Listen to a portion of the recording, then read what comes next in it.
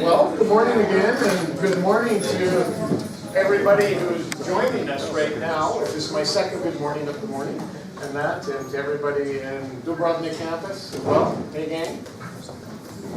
It's great to see everybody, and certainly a happy new year to everyone. To all the student government leaders, we have a lot of our faculty members from both campuses, as well as staff members in Dubrovnik campus on the screen over here, joining us for this session so thank you everyone for coming. And without any further ado, I'd like to introduce you to Dr. Dawn Souffleris, who is Associate Provost for Academic Affairs in Rochester.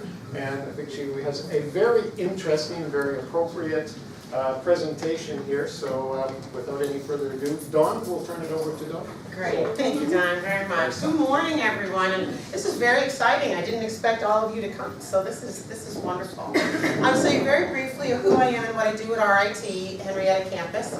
As Don mentioned, I'm the Associate Vice President for Student Affairs, and I am the person that manages student behavior on campus. I have a number of offices that report to me, including all of Residence Life, our Center for Student Conduct, which is our non-academic discipline, our Center for Women and Gender, to support our women and other students on campus, and I also chair something called a behavioral intervention team. So it's for students who are struggling with mental health issues or are not doing well academically. We have a team of professionals that try to help students get on a success path, whether that's help in terms of mental health counseling, things within the student health center, sometimes sending them home if they are not in a good frame of mind to be successful.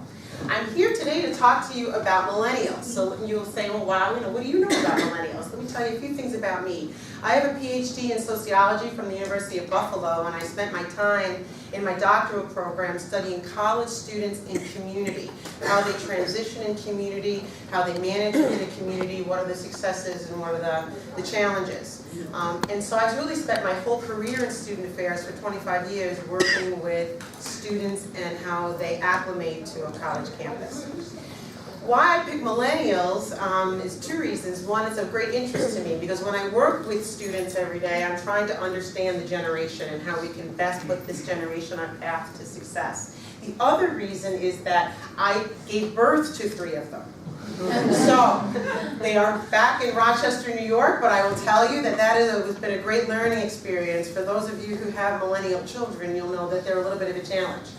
I will stop and say we have students here today. So usually when I do this presentation, I'm not often talking to students about themselves. So here's what I ask for our students, is that 1, be open-minded, 2, I may make some generalizations that you don't agree with, and that's okay, and 3, participate. So if you have something that you want to share or something that you want to debate a little bit, don't hesitate. But I think for the most part, you will relate to some of the things that I talk about. So our learning objectives is to talk about millennials as a generation, and talk about the many similarities between U.S. millennials and European millennials, but there's some distinctions that make them different. And then really, how do you take that millennial energy and bring it to campus to have a positive environment? How is student affairs, student services, and faculty better connect with the millennial generation? And that's by understanding them better. So we think, who are the millennials, and are they just a U.S. phenomenon? So I'm going to ask my lovely assistant, Joanne Lambert, to click on. You have to have YouTube if you're talking about millennials. You've got to have a little bit of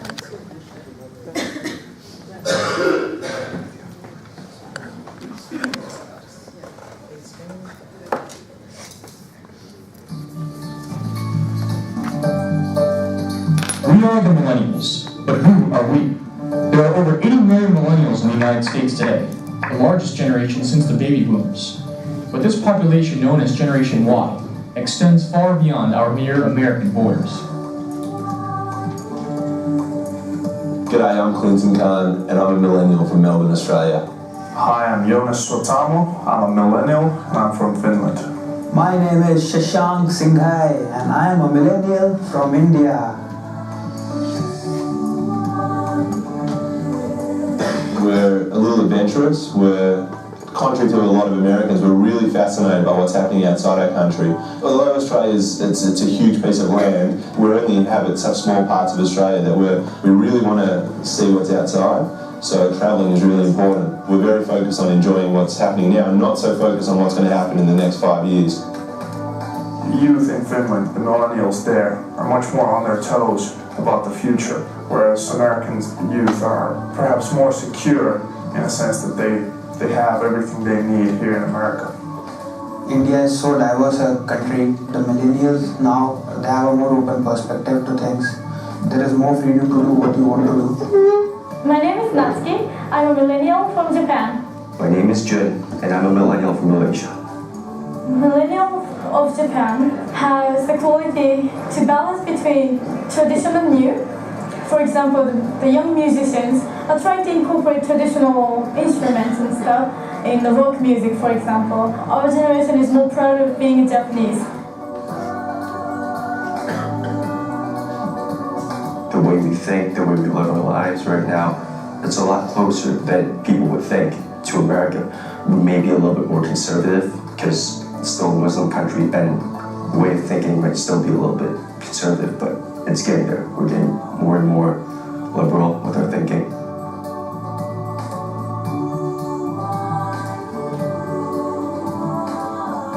Our generation is very different from the previous generation. We are very curious about learning the outside world. We are very inclusive. Chinese people are very hardworking. You can always see students in the library with thick books and textbooks, and they work very hard for exams.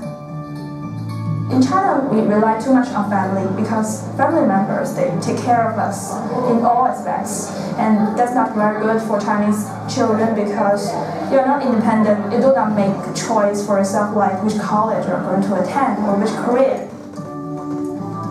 My father's Scottish and my mother's Singaporean. I've lived in the Netherlands twice and all over England.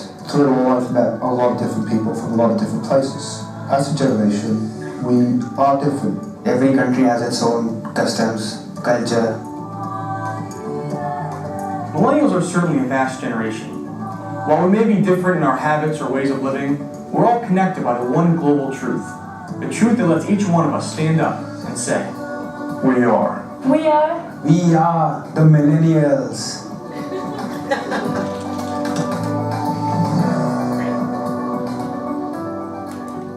I chose that video because I thought it would be great to see that it's not just a US phenomenon. And there are some things I'm going to talk about today that are definitely a little more focused on our US students.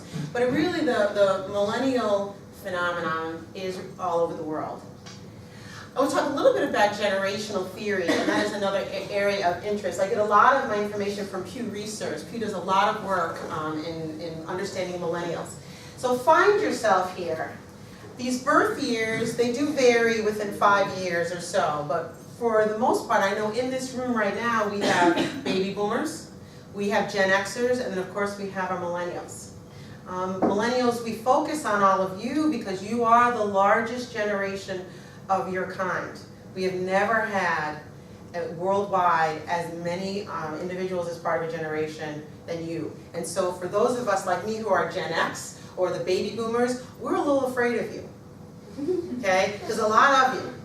And we know at some point you'll be taking care of us when we're in the home, like the old person home. You will be taking care of us at some point. So we have studied you, we watch you, and we continue to try to understand you so that we can put you on a path for success, but also understand where the world is going. And so when Pew Research talks about this millennial generation, really, you're unattached to organized politics and religion. You're linked by social media, and we know that from all of our students with their smartphones that are about 2 inches from them at all times. And that you are burdened by debt, a little distrustful of people, but optimistic about your future. And so if you look at US demographics, here are the millennials, somewhere between the ages of 19 and 37, and again, it varies depending on the researcher. And for my baby boomer friends, you are currently still in charge of the world, but that is soon to be moving on because the millennials are coming right behind you. I put a star here for those of us who are Gen X. So where are my friends in the room that are Generation X, which that puts us in the late 30s, 40s to 50s zone. I gave us a star. because we have about a moment in the sun. Okay, we are a very small generation. We didn't quite make it as well as our parents have. Our children will probably do a lot better than we have done. So our moment in the sun is going to be maybe for the next couple of years, and then the millennials take over. So Gen X with you. We're a little negative about the whole experience, but we're right there with you, so I gave us a star. So quickly, and I'm happy to get this presentation out to people electronically, and so I'll make sure that it gets distributed if you can't read all of this. But if you look at the 3 generations that are currently right now in the workplace and currently right now on college campuses, there are some very distinct differences.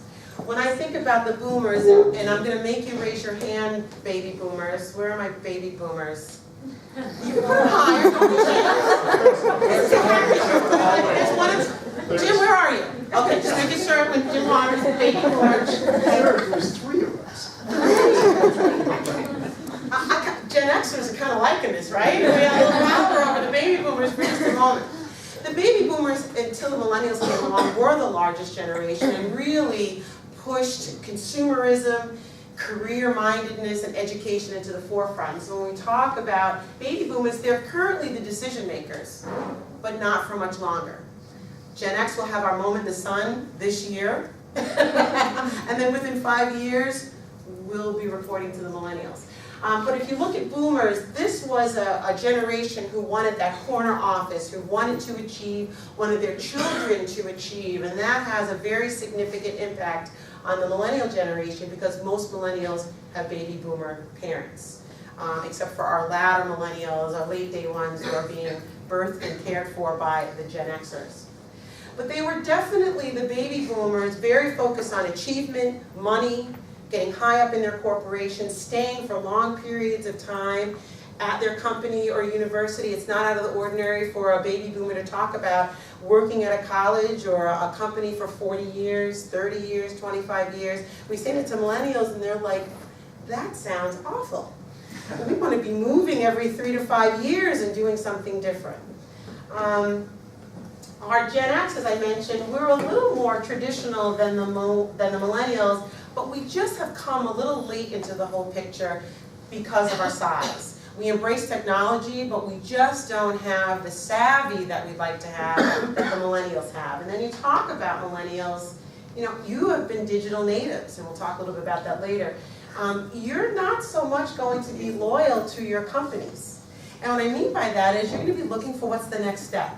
And how do you become successful? You'll want to do that by company hopping, maybe staying in a place 3 or 4 years, moving on to the next great and exciting thing. So as we walk this journey this morning, I want you to think about your own generation and how you, if you're not a millennial, relate to it. If you are millennials, maybe understanding our perspective while we do sort of stare at you all and try to figure you out. Okay? So, we talk about world demographics. We know within the US, there are about 83 million millennials currently within the United States, but there are 2.5 billion millennials right now in the world.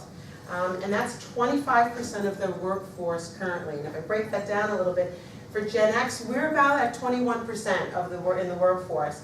Boomers, you're moving on. That's okay. You have to go in the sun.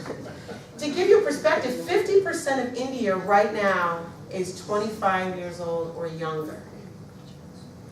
Okay? And 20% of the United Kingdom adult population are millennials. Okay? So when we think about, well, why do they matter?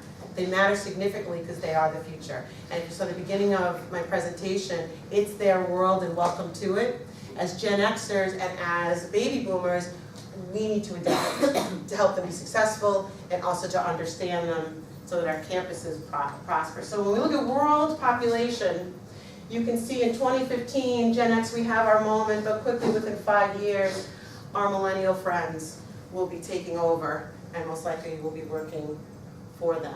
So I promise to say nice things to you all millennials so that you'll keep employing me until I retire.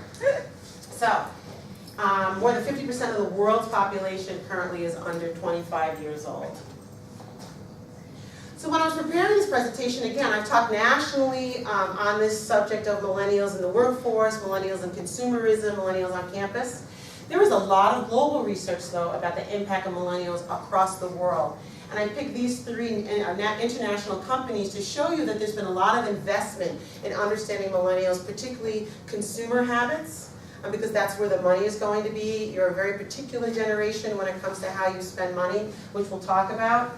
But you can see Deloitte, Telefonica, Viacom have spent an inordinate amount of money trying to understand millennials for marketing purposes and making sure that they're staying current. So this is really a global phenomenon. I want to pause and talk a little bit about the differences between United States millennials and European. So EM is our European millennials versus our UM is our US millennials. So similarities, as a generation, millennial are connected to their parents. And I think any college administrator, particularly in the US, will tell you that parents of a millennial are as close as their phone. Our students are pretty in touch with their parents on a daily, sometimes hourly basis. I know I have had students hand me their smartphone during a meeting and say, could you tell my mother that? And I'm thinking, you're 21 or 22, why am I telling that to your mother? Okay, you need to be doing that. I don't think my mother knew what I was doing at 21 or 22, except I was off at college. But you're very connected to your families. The importance of technology, that's probably not a shock.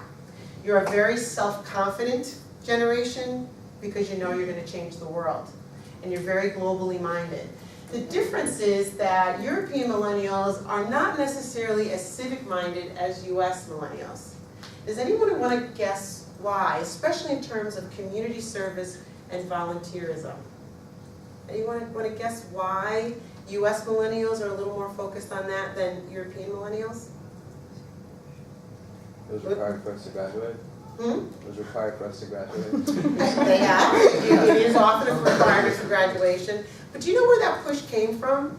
That came from baby boomers. So you can thank your baby boomer parents. Baby boomers were very focused on their success in life and wanted to make sure their children were successful in life. And what's not a great resume builder for children and young adults, but having volunteer experience. So there was a huge push for this generation to be involved in volunteer relationships, volunteer activities in the US to help make their son or daughter more successful. But what has happened is the good thing is that it's been so woven into US millennials' education that they actually enjoy that. And so that hasn't necessarily been a phenomenon within European millennials. European millennials, there was a slight lag in terms of social media, but I think that you've caught up right now and you're all good, everybody's really on the same page. This should not be shocking even to my US millennial friends. European millennials are more culturally accepting, including language. And I'm fascinated in talking to Una last night and some of the students about how many languages you all know. And I look at my US millennials and say, how many languages do you know? I won't make you say, but it's probably not a lot. And so that's one thing that we don't do very well, I think, as a country, is that we don't push the language piece enough. And I think even Greg's going to talk to us about how we can really broaden study abroad for all of our campuses. But our European friends are much more focused on being culturally sensitive and having a vast language acuity. And it's interesting that US millennials are a little more focused on understanding the differences of baby boomers and Gen X versus our European millennials. But I will tell you, for our millennials from our other campuses, I hope you learn some things about the other generations today, so you cannot be in that category. Okay? So, for the US, we are obsessed with millennials, and these are some of the more fun Time magazine cover stories along the way. And if you can't see this attractive young specimen, it says millennials are lazy, entitled narcissists who still live with their parents, but they will save us all. And so there's been a recognition that millennials really are changing the world. So when we ask millennials how to describe themselves, I think there's the self-confidence piece is pretty evident. They see themselves as friendly and open-minded, very intelligent, responsible, thoughtful, right down to independent, creative, and curious. And so that's how millennials describe themselves. I don't necessarily think that all baby boomers and Gen Xers would describe the millennials that way. So I'm going to put my Gen X and baby boomer friends on the spot here. What words would you use to describe millennials?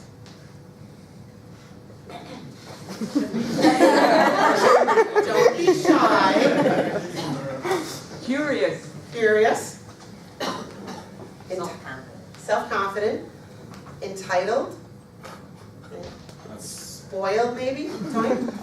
Quick question, wouldn't everybody describe themselves like this? Baby boomers, Gen X, whoever it may be, I mean, friendly, open-minded, intelligent? This is, yeah. I mean, I would describe myself like that. I'm sure anyone in this room would want to describe themselves like that. Yeah. So is this strictly a millennial description of themselves? Or? This is a little more focused on millennials, and though I would say Gen X, when Gen X people describe themselves, I wouldn't necessarily say friendly. Was the first thing that we would say, because we're a little disgruntled. We didn't get our due in the world, and so what this is showing, and remember I'm doing some generalizations here too, but what this is showing is that you're a very positive generation. You have a lot of confidence and you believe in that you can really make a difference in the world. But I think entitled, spoiled, like the question. Likes the question, why do I have to do this versus these are the rules, well, why do I have to follow the rules? Authority issues. Authority issues. Yes, authority issues. You respect your parents, but not always the administrators, or not always people in authority, because you want to know why. Yeah. My generation and boomers, we listened to authority and said, yeah, I guess we'll go along with that. Our millennials question that every day, because they want to understand the purpose. Just because a rule is a rule doesn't mean it can't be broken or modified or customized for you. And we'll talk about that a little bit more. Any other words to describe our millennial friends? Awesome. Perfect. Said by a true millennial. I'm done with this presentation. Thank you, Tommy. That was perfect. So when we look at the history of millennials, their parents were, again, boomers and now Gen Xers. This is the most diverse population. Right now, if you look at Gen Xers in the world population, about 76% are Caucasian.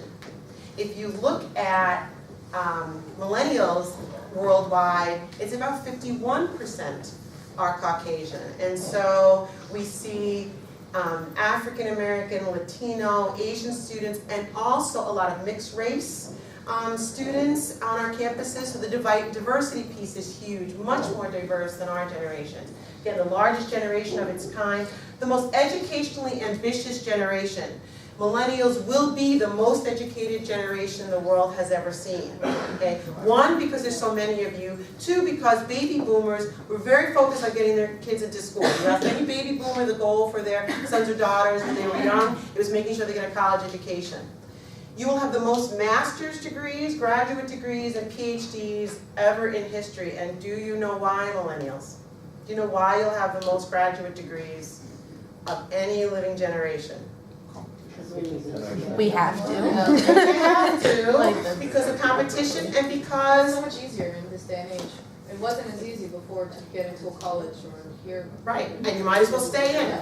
And I have millennials that'll tell me, first of all, I might do better in terms of a job. There are not a lot of jobs out there for just with having a bachelor's degree. I might as well just postpone adulthood and stay on campus or get a graduate degree before I enter the workforce. And so when students often can't find jobs after receiving their bachelor's degree, they go back to graduate school to kind of postpone having to get a job, but also to get more credentials. And so you will be the most educated generation we've ever had.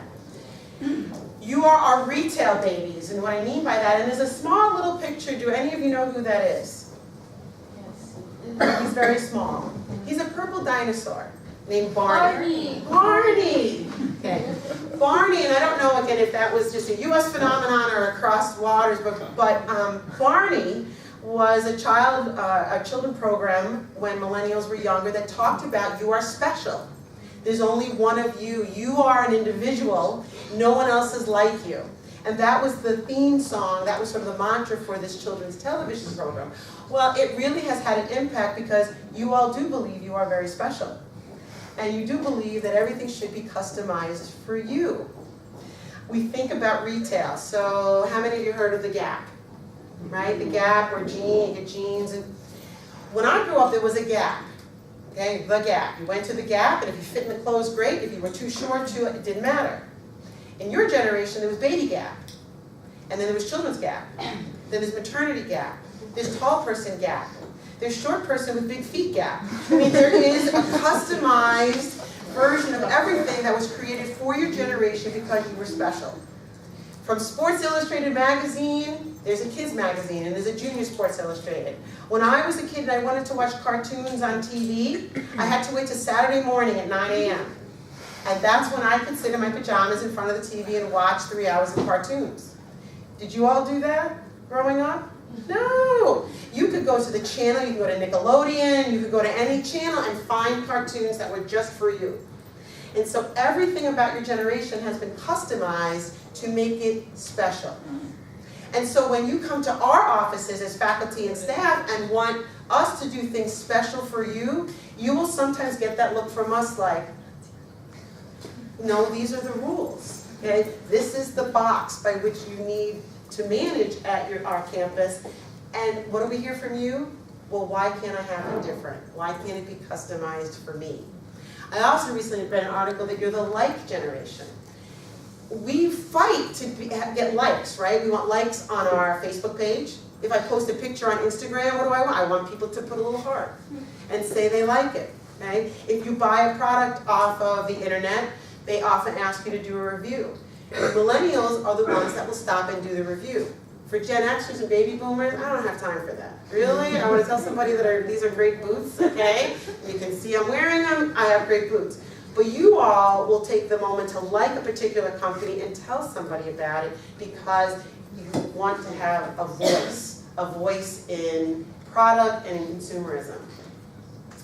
And you've been shaped by a number of domestic and global tragedies, from bombings and war to, I'm sure you could all name it, from US students from 9/11 right on through for us, bombings and shootings, and I know that's been worldwide, which makes your parents very, very nervous. Parents of millennials, we've wrapped this generation in bubble wrap.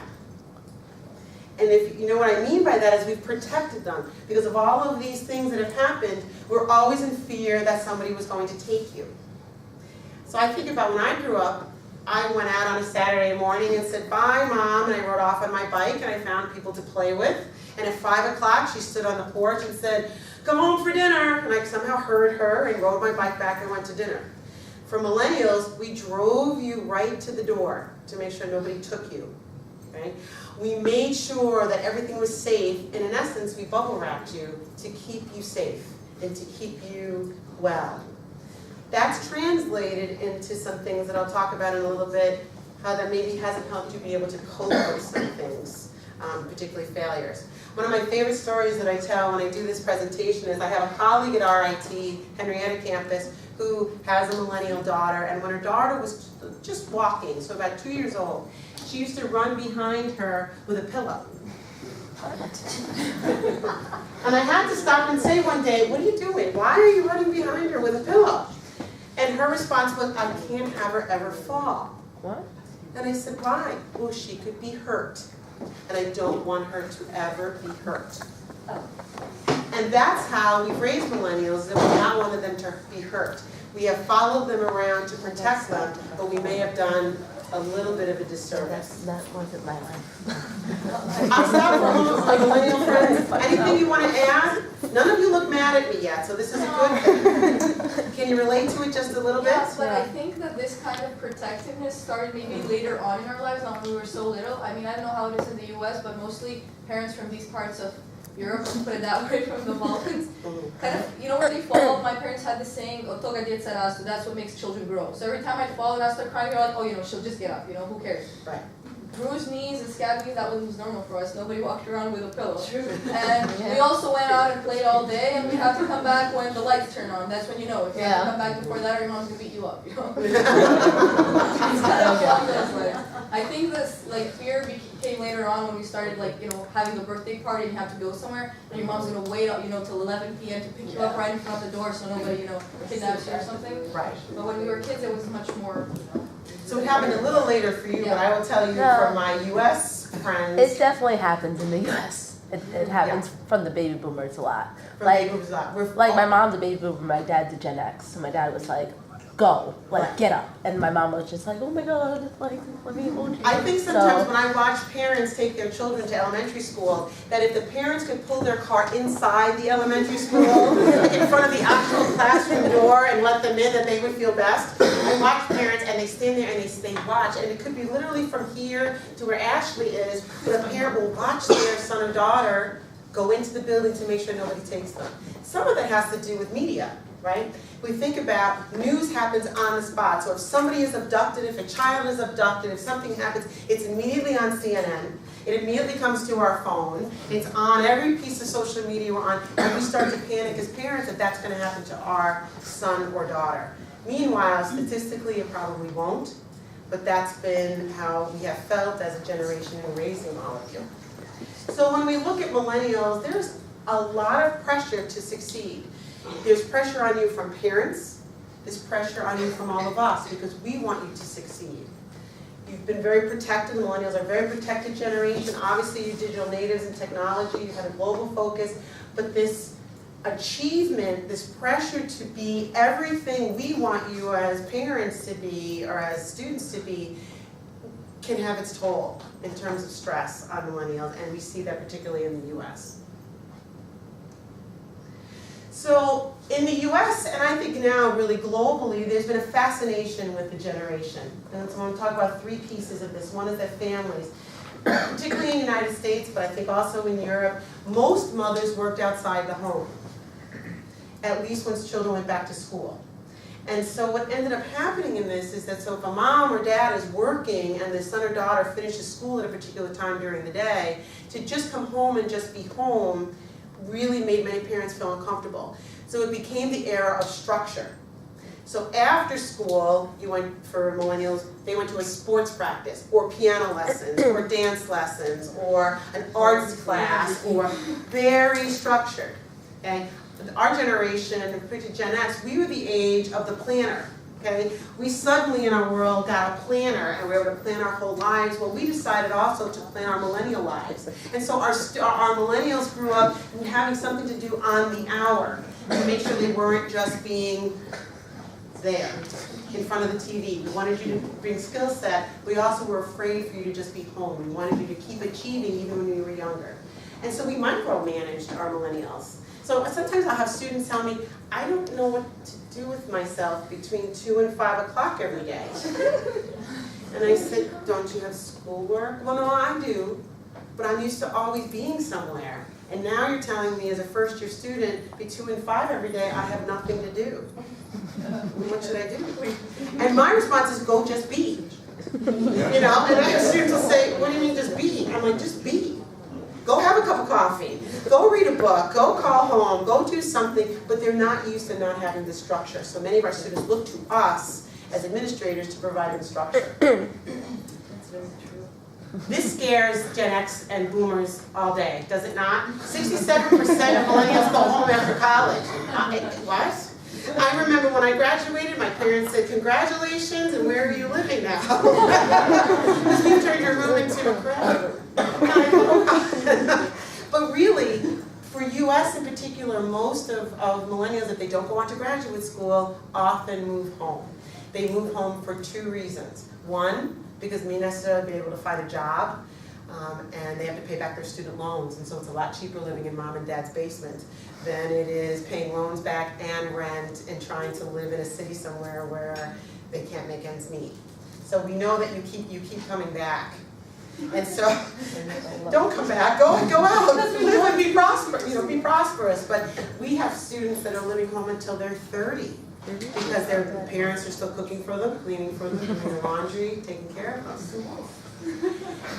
We also see college students as really, you are adults, I know, I hear that all the time, I'm 18, Mom, I'm an adult now. There's really this middle category that we like to call youthhood. You're not children anymore, you're not really adolescents, but you're not necessarily full-grown adults yet. Okay? And there's some actual neuroscience behind that. Frontal lobe development, which is impulse and decision-making, that doesn't really come about until you're 23. And so for our undergraduate population, particularly in the US, that's between 18 and 22 is when you are undergrads. So there's a little of that impulse thing that's still there, and maybe not all of your decisions are perfect. I think you made your decisions last night when you went out, because I think I did early. When I was in charge of that last night, I felt very good about that. keep making those good decisions. But so there's science behind the fact that you may not be as adult as you think you are, my friend millennials. There's also been, particularly in the US, a 200% increase in learning disabilities that have been diagnosed. I think one, that's because we have great diagnostic tools now. But two is, baby boomer and Gen X parents really wanted to understand why their son or daughter may not have achieved at the academic level, and there must be a cause for that. And so we see, particularly in the US, more and more students are being diagnosed with learning disabilities because that's a way to pinpoint why you may not be as academically successful as your parents may want you to be. Yes? They also expanded all the definitions for like ADHD and autism and everything. Yeah, learning disabilities as well. Before you had 2 specific learning disabilities, one like dyslexia and one like dysgraphia. Now you have 6 specific definitions. Yeah. Understanding symbols, numbers, amounts, everything. So you have the specific ones for each. Absolutely, so we broaden the diagnostic piece, we broaden the understanding, but I have to, and again, I'm gonna look to my older generation friends. We think about a 5-year-old in a classroom, particularly a male, a boy. 5-year-olds in a classroom, most boys, what do they wanna do? They wanna run around, right? They wanna play with a truck, they wanna run around, they don't necessarily wanna sit in their seat. In our day, that kid ran around the classroom, right? And the teacher tried to control him, he'd sit down, but often that kid just sort of ran around because he had some nervous energy. In your generation, when parents or teachers saw that, we thought immediately you must have ADHD and you must need medication. So it's a very different mindset. Sometimes that medication was necessary, but was it always? No. I don't know. That's for debate. People are taking ADHD as anytime this child is acting up or trying to play. Kids have energy. You have to learn how to understand that it's children have energy if it's an actual, you know. Right. But we were looking, particularly for boomers, wanted to know why. Why is my 5-year-old running around the classroom? It must be that he or she has ADHD. Now we have some medication. Now he'll sit still in a classroom and learn more. We looked for answers to help make you successful. And the peer thing, okay? My generation, we had a house phone, okay? You know what it meant to have a phone in my room when I was young? We had one of those phone cords that was probably 100 feet long. So I picked up the phone, it was my friend. I took the 100-foot cord, walked into my room, closed the door, and had a conversation. When my father wanted to get on the phone, he picked up the other line and said, "Get off the phone." You know, and then you hang up. You didn't have to do that, right? You could be on the computer, you could be on your smartphone in constant communication with your peers. And so peer groups for millennials are incredibly important because they have been connected 24/7 to their peers for most of their life. Would that be pretty accurate for you all? Yeah. Is there a time that goes by that you don't check to see if you're on social media, if somebody's liked something, if your friend has texted you, you know, you're multitasking all the time? Peers become huge. And I think when we think about how we build a successful college campus or a classroom, we can utilize that as faculty and staff better than we normally do. And so, again, we talk about digital natives. Continuous partial attention. What faculty member hasn't been in a classroom where your student is semi-listening to what you're teaching, right? So I'm standing up and I'm teaching, but they have their laptop open in front of them. They're checking their Google, they're checking Facebook. How many likes did I get on Facebook? Do I have hearts on my Instagram? You know, do people love my picture? For our RIT students, they're checking Yik Yak. Oh my God. Which is a scary thing. Yik Yak, you can anonymously sort of post your feelings or how it's a train wreck. But anyway, so our students are on our phones checking Yik Yak. They're listening to the lecture, but they're checking their Twitter account. And as a faculty member, I also teach for criminal justice at RIT. It drives me bananas. I'm like, focus, focus. I'm standing here, look at me. And our students will say, I'm listening. So this sort of constant partial attention. You kind of hear me talking over here, you're looking here, you're writing something down. I know I can barely chew gum and walk at the same time, okay? Because I'm not used to that. For all of you, you constantly have that input. But there's some research to show that you're not absorbing as much as you think. So sometimes closing that laptop and actually listening to the faculty member may do millennials a little bit of good. Hypertext. The days of books, except for textbooks, are almost gone. I mean, most people are reading online, they're reading on their tablet, they're not going to the library, certainly not using the Dewey Decimal System that many of us in the US use to go to the library and find books. Everything is on hypertext. You're constantly texting and being in touch with friends. The social networking is just taken off. I mean, at 90% of millennials worldwide check their social network 5 to 10 times a day at minimum to see what their friends are talking about. Multitasking and having that instant connection. So again, 90% engaging in social media. 50% of millennials started using technology at 4 years old. I don't know about my Gen X and Boomer friends, but I was in college when I first sat with a Mac computer with a screen this big. I don't even know if our millennials even know that. The screen used to be this big, it used to be tall. It was gray and black, it had no color. Okay? And I used to send something to print on my campus when I was in graduate school, and I had to go to a window to pick it up, and I had to pay for the piece of paper. So for everything I printed out, it was a dime. Okay? You don't have to worry about those kind of things. It's all right there for you all the time. 90% of millennials do research online, and so the days of faculty members saying, don't take things off the internet, certainly don't use Wikipedia, but the days of not using a computer for research are over.